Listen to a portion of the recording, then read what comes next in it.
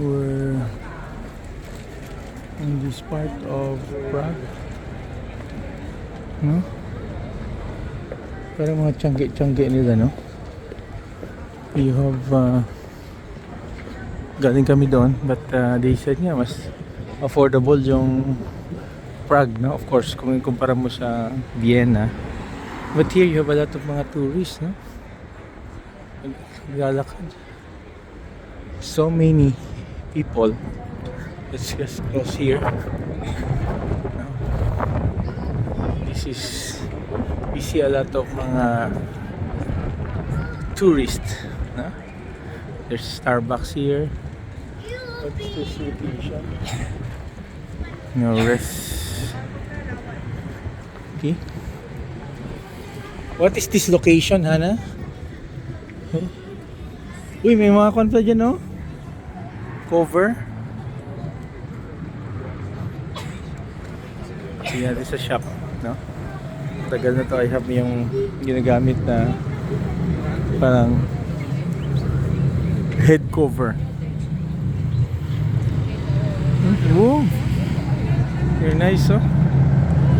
Wow. Okay, so. You can rent pala eh. Chill na. Okay, chill.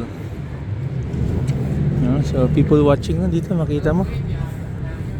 No, between Budapest at saka yung Prague, no, para makita mo comparison. I think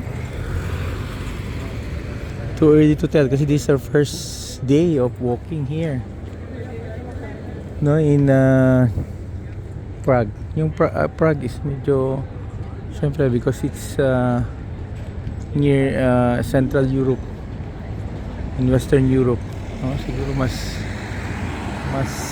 presumably mas westernized, no, compared with yung Budapest. Of course, no contest yung Vienna. Vienna is very upscale location. Let us see ano nabili nila dito in this area. They have some ito ata. Uy! Praha. Maganda to ah.